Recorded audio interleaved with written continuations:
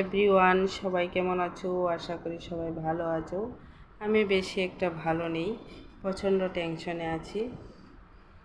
তাই কারোর পরিবারে যেতে পারছি না, কাউকে সময় দিতে পারছি না। প্লিজ তোমরা ভালোবাসা দিয়ে পাশে থেকো। আর তোমরা তো জানোই আমার বাবার শরীর ভালো না। আমার বাবাকে নিয়ে প্রথমে জীবিতে ছিলাম 1 সপ্তাহের মতো, তারপর ছিলাম আইজিএমে 1 সপ্তাহ, কিন্তু এখনও কমেনি। এখন আজকে আরেকটা ডক্টর দেখাবো, রিপোর্ট এসেছে। রিপোর্টটা বেশি একটা ভালো নেই, খারাপ। তারপর ওই ডক্টরের কাছে যাব আজকে, দেখি ডক্টর কি বলে। আর যাই হবে সবই তো জানতে পারবে, সবই বুঝতে পারবে।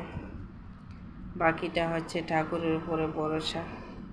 আর তোমরা সবাই একটু আশীর্বাদ করো আমার বাবা যেন তাড়াতাড়ি সুস্থ হয়ে আবার আগের